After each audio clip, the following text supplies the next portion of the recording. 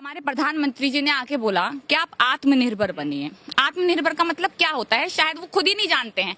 शायद वो अपने आप को कहते हैं ना, झोला छापे, हम झोला लेकर चल देंगे, वो शायद इसी को आत्मनिर्भरता समझते हैं। मतलब ये सोचिए, जब मजदूर मर रहे थे तो उनके लिए टिकट के लिए पैसे नहीं थे, हमारी सरकार ने टिकट के लिए पैसे नहीं लिए, उनसे ज्यादा पैसे ले लिए भले ही, ठीक है। और जब 144 करोड़ रुपए खर्च हो रहे थे, जब लोगों को जरूरत थी थोड़े से पैसों की, वहां पर राशन नहीं था, पानी नहीं था, बट यहाँ पर 144 करोड़ सिर्फ एक इलेक्शन के लिए लगा दिए इन्होंने, बिहार के लिए, एक स्टेट के लिए है। उसको हम वोट देते हैं, गद्दी पे बैठा देते हैं, कुछ बेवकूफ लोग, हम जैसे लोग नहीं, कुछ बेवकूफ भक्त उनके गद्दी पे बैठा देते हैं, और वो इंसान वहां पर बैठकर ये फैसला लेता है कि कौन इस देश का नागरिक है और कौन इस देश का नागरिक नहीं है। तब आपकी आंखें कहाँ चली गई थी? तब आप अंधे हो गए थे क्या? जब आपके लिए ही लोगों ने वोट दिए थे, जब आपको वोट मिलते हैं तब आपको क्यों याद नहीं आता कि ये मुसलमान है, ये हिंदू है, इसको रहना नहीं है, इसको रहना। मंत्री जी ने क्या नहीं बोला कि आप ऐसा बटन दबाइए कि करण शाहीन बाग में लगे। इस तरह की बातें हुई जब दिल्ली चुनाव आने वाले थे, दिल्ली चुनाव होने वाले थे, तो इस तरह के इन्होंने बड़बोले बयान दिए, देश के गद्दारों को गोली मारो सालों को, इस तरह के बयान दिए। दिल्ली में भी इन्होंने देखिए क्या किया, दिल्ली में इन्होंने दंगे कराए, दिल्ली में इन्होंने शाहीन बाग का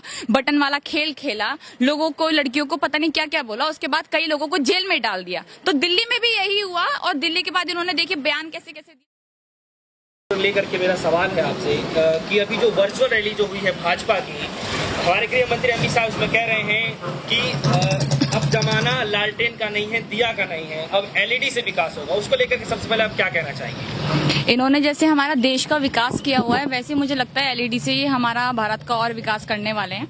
पहली बात तो जब हमारे मजदूर मर रहे थे बुरी तरह, मतलब ट्रेनों के नीचे कुचले जा रहे थे, तब जब उनको घर जाना था अपने, तो ट्रेन जो थी वहां पर उसके पैसे लिए जा रहे थे मजदूरों से, और इनफैक्ट ज्यादा लिए जा रहे थे। 500 की टिकट 850 में उनको दी जा रही थी। और उसके बाद हमने ये देखा कि हमारे जो अमित शाह जी हैं, उन्होंने एक निर्णय लिया, बहुत बड़ा निर्णय। पहली बात तो वो गायब हो गए। वो गायब हो गए इतने टाइम तक, जब हमारे यहाँ कोरोना महामारी फैलती रही। हमारे गृह मंत्री को जब जरूरत थी कि भारत के लिए वो कुछ काम करें और जो जो उपाय हो सकते हैं वो लाए, उस टाइम उन्होंने अपने ही लोगों से ऐसा कुछ फैलवाया कि हाँ उनको शायद कोरोना हो गया है, लोगों ने बोला उनको कोरोना हो गया है, दिल की बीमारी हो गई है, तो वो वापस आई ही नहीं। मतलब पूरा का पूरा जो कोरोना टाइम था उसमें वो गायब रहे। उसके बाद जब बिहार की बात आई, क्योंकि बिहार चुनाव इनके लिए बहुत बड़े हैं, बिहार की बात आई तो अमित शाह जी सबसे आगे आ गए। सबसे आगे आके उन्होंने निर्णय लिया बहुत बड़ा, जो हमारे शायद भारत के विकास में बहुत बड़ा निर्णय था। वो ये था कि आप 72,000 स्क्रीन लगाएंगे, जिसका जो पूरा खर्चा आता है वो 144 करोड़ आता है। 144 करोड़ का खर्चा लगा उसमें। मतलब ये सोचिए, जब मजदूर मर रहे थे तो उनके लिए टिकट के लिए पैसे नहीं थे, हमारी सरकार ने टिकट के लिए पैसे नहीं लिए, उनसे ज्यादा पैसे ले लिए भले ही, ठीक है। और जब 144 करोड़ रुपए खर्च हो रहे थे, जब लोगों को जरूरत थी थोड़े से पैसों की, वहां पर राशन नहीं था, पानी नहीं था, बट यहाँ पर 144 करोड़ सिर्फ एक इलेक्शन के लिए लगा दिए इन्होंने, बिहार के लिए, एक स्टेट के लिए। तो इससे साफ साफ हमें पता चलता है कि जो हमारी पूरी राजनीति चल रही है, अभी बीजेपी की राजनीति हो या फिर ये रंगा बिल्ला की जो राजनीति हम कह ले, ये सबसे बड़ी राजनीति ऐसी हो रही है कि इनको कहीं से कहीं तक भी लोगों की फिक्र नहीं है। इनको सिर्फ एक ही चीज की फिक्र है, वो है इनकी गद्दी। चाहे तो वो कोई से भी चुनाव हो, यही वाले चुनाव नहीं, स्टेट चुनाव यही नहीं, दिल्ली में भी इन्होंने देखिए क्या किया। दिल्ली में इन्होंने दंगे कराए, दिल्ली में इन्होंने शाहीन बाग का बटन वाला खेल खेला, लोगों को, लड़कियों को पता नहीं क्या क्या बोला, उसके बाद कई लोगों को जेल में डाल दिया। तो दिल्ली में भी यही हुआ, और दिल्ली के बाद इन्होंने देखिए बयान कैसे कैसे दिए। तो मेरे ख्याल से देखिए, कोरोना का टाइम है ना, शायद हम ये लोग सोच रहे होंगे कि कोरोना का टाइम है, उस तरह से प्रचार प्रसार नहीं हो पाएगा जैसे होना चाहिए बिहार में, बट मुझे लगता है कि शायद हमारी बीजेपी जो है उससे भी बढ़ चढ़कर प्रचार प्रसार करेगी। देखिए जैसे उन्होंने शुरू कर ही दिया है, जो एलईडी लगाई है। तो आपको क्या लगता है कि जिस तरीके से खुद हमारे देश के गृह मंत्री कह रहे हैं कि अब दिया लालटेन से काम नहीं चलने वाला, एलईडी का जमाना है, और एक तरफ प्रधानमंत्री ये कह रहे हैं कि आत्मनिर्भर बनिए, तो जो मजदूर हैं, जो उस कम्युनिटी के लोग हैं जो मटका बनाते हैं, दिया बनाते हैं, तो उनका क्या होगा फिर? देखिए पहली बात तो ये बात करते हैं कि पूरे भारत को हम रोशन करेंगे दियों से, दिए जलवाते हैं, थाली बजवाते हैं। दूसरी तरफ ये कहते हैं कि दियों से काम नहीं चलेगा और लालटेन से काम नहीं चलेगा। तो पहली बात ये बता दीजिए कि आपने भारत के लिए आज तक जो आप इतनी बड़ी बड़ी बातें कर रहे हैं कि एलईडी से काम चलेगा, और एलईडी क्या आपने लोगों के लिए लगवाई है? आप अपने प्रचार प्रसार के लिए लगवाई है ना, इसमें लोगों को क्या फायदा है? मजदूरों को कोई फायदा हो जाएगा? मतलब आपके भाषण सुन के, जो बिल्कुल बेतुके भाषण होते हैं आपके, जिसमें सरकार हमारे भारत के लोगों के लिए, मजदूरों के लिए, गरीबों के लिए, मुसलमानों के लिए, दलितों के लिए जब कोई बात नहीं करती है, यहाँ पर सिर्फ प्रचार प्रसार की बात हो रही होती है कि हमें बिहार में इस तरह काम करना है, हम बिहार में ये लाएंगे वो लाएंगे। वही इनका बड़बोलापन जो है एक तरीके से फेंकना इनका, वो फेंकना स्टार्ट हो जाता है, एलईडी पे फेंकना स्टार्ट करते हैं और उसके बाद ये बोलते हैं कि लालटेन दियो से काम नहीं चलेगा। अरे जनाब, आप पहले आपने हमारे प्रधानमंत्री जी ने आके बोला कि आप आत्मनिर्भर बनिए। आत्मनिर्भर का मतलब क्या होता है शायद वो खुद ही नहीं जानते हैं। शायद वो अपने आप को कहते हैं ना, झोला छाप है, हम झोला लेकर चल देंगे, वो शायद इसी को आत्मनिर्भरता समझते हैं। आत्मनिर्भरता का मतलब ये है कि आप प्लेन में बैठो, घूम कर आ जाओ इधर उधर, मतलब पूरी दुनिया घूम लो, वो आत्मनिर्भरता हो गई। आत्मनिर्भरता ये होती है कि जब इंसान अपने बलबूते पे सब कुछ करे। तो आज हमारा भारत सबसे बड़ा आत्मनिर्भर देश है। क्यों है देश? क्योंकि यहाँ पर सरकारें तो किसी के लिए कुछ कर ही नहीं रही है। यहाँ पर तो हम अपने आप लिए सब कुछ कर रहे हैं।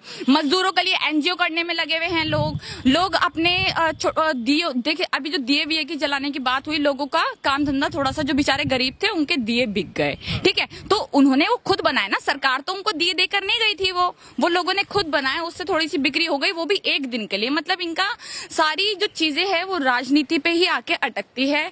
आत्मनिर्भर वाली बात करें तो मुझे लगता है कि शायद मोदी जी को ये लगता है कि अभी तक हमारे भारत को जो वो खुद ही पाल रहे हैं, सब कुछ वो ही कर रहे हैं, भला ही उन्होंने आज तक एक काम ना किया हो, बट उनको ये लगता है कि जो भारत है वो बिल्कुल हाथ ऊपर करके खड़ा है और जितना कुछ कर रहे हैं वो हम ही कर रहे हैं। और यहाँ तक कि जो सोनू सूद जी हैं, जो इतना बड़ा काम उन्होंने किया, एक तरीके से सच्ची में जो असली हीरो बनकर वो निकले, उसके बावजूद भी इन्होंने अपनी राजनीति में उनका भी नाम लिया है।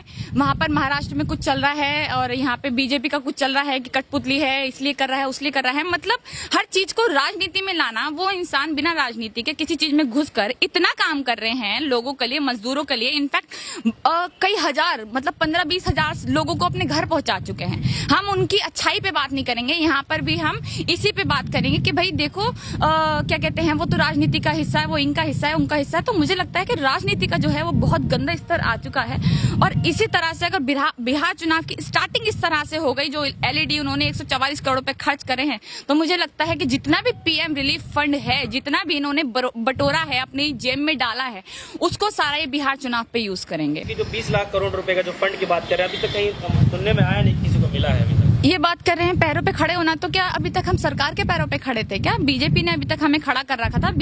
बीजेपी हमारे लिए फ्लाइट्स भेज रही थी, कार भेज रही थी उनके लिए। पीएम रिलीफ फंड की बात कर रहे हैं तो 20 लाख करोड़ की इन्होंने इतना बड़ा बजट निकाला कि भैया देखो 20 लाख करोड़ का हम बजट निकाल रहे हैं और ये जो है सिर्फ कोरोना की महामारी है उसी पे खर्च होगा 20 लाख करोड़। मतलब इतनी बड़ी राशि। उसके बाद ये कहते हैं कि 1 करोड़ मरीजों का हमने इलाज कर दिया। मतलब 1 करोड़ मरीज तो अभी तक पता नहीं कब तक पहुंचेंगे। भारत अभी 2 लाख से थोड़े से ही ऊपर है। 1 करोड़ का इन्होंने इलाज कर दिया। स्मृति ईरानी कहती है 80 करोड़ परिवारों को हमने राशन पहुंचा दिया। 25-30 करोड़ हमारा टोटल परिवार है, वो 80 करोड़ को राशन पहुंचा कर आ गई है। तो इनकी जो झूठी बातें हैं वो तो एक तरीके से मतलब पूरी फुल लय में है, वो चले जा रही हैं, फेंके जा रहे हैं। और 20 लाख करोड़ की बात है तो अगर 20 लाख करोड़ का खर्च आप सही में करते हैं, देखिए 20 लाख करोड़ का इन्होंने बजट निकाला और आप ये बताइए कि जो इनको फंड मिला है, कई लोगों ने 15 लाख करोड़ दिए हैं, कुछ लोगों ने 15 लाख करोड़ दिए हैं, 25,000 करोड़ दिए हैं, पर काफी इनको फंड मिला है बहुत ज्यादा।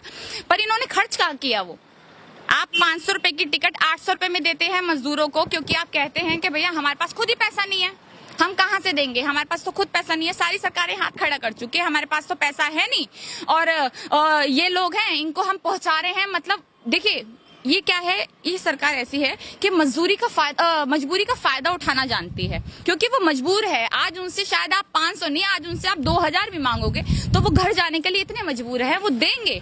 तो इनका यही है कि जितना भी, और आप वो जो पैसा ले रहे हैं, वो जो पैसा इन्होंने लिया है वो सारा सरकार की जेब में जाता है। हमें पता है रेलवे का होता है कुछ % और बाकी सारा उनकी सरकार के टैक्स में ही जाता है।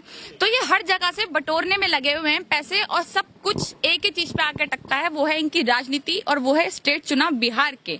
ये सब कुछ उसी के लिए कर रहे हैं। जैसे इन्होंने 144 करोड़ तो खर्च कर दिए, अभी एलईडी लगा दी, उससे कोई भी फायदा नहीं हुआ। हमारी क्या कहते हैं उसको, हमारे भारत के लोगों को, कोरोना पेशेंट्स को कोई फायदा नहीं हुआ। पर उसके बाद ये कह रहे हैं कि हम तो आप आत्मनिर्भर बनिए और ये चीजें आपके लिए डीओ का वो नहीं है। हाँ जी मैम, एक सवाल ये भी हो रहा है कि प्रधानमंत्री के नेतृत्व के 6 साल पूरे हो चुके हैं भाजपा की देखरेख करने में, और मैम ये बताते हुए आ रहे हैं कि लगातार हमने 6-7 साल से ये देख रहे हैं भाजपा की जब भी इनकी कोई जैसे कोई बात चलती है, जैसे मीडिया कॉन्फ्रेंस करते हैं, तो हर दौर में ये लोग कहते हैं धारा 370 को हमने वो बनाया, राम जन्मभूमि को वो किया, उसके बाद ट्रिपल तलाक को किया। हर चीज़ इसको ही गिनवाते रहते हैं। मैम आपको क्या लगता है कि अगर इस तरीके के अभी चुनावी अभी जो बीजेपी की मैं बात कर रहा हूँ बिहार में, उसमें भी इसको काउंट कराया गया, बार दोबारा से गिनवाया गया, तो आपको क्या लगता है उनके ये चुनाव का माहौल नहीं बनाया जा रहा जिस तरीके से बार बार इसकी कमियां गिना? देखिए फिर से वही माहौल बनाने की स्टार्टिंग, देखिए ना, इनकी राजनीति सिर्फ एक ही चीज से चल रही है, वो चल रही है सिर्फ हिंदू मुसलमान से। इन्होंने ट्रिपल तलाक किया, वो पता है किसके लिए किया, एनआरसी एनपीआर सीए लाए, वो पता है किसके लिए किया, राम मंदिर का बाबरी मस्जिद का जो हुआ वो पता है किसके लिए किया। इन्होंने राम मंदिर में ये भी गिनवा दिया कि हमने वहां पे चांदी के भगवान की मूर्ति लगाई है, चांदी के राम की मूर्ति।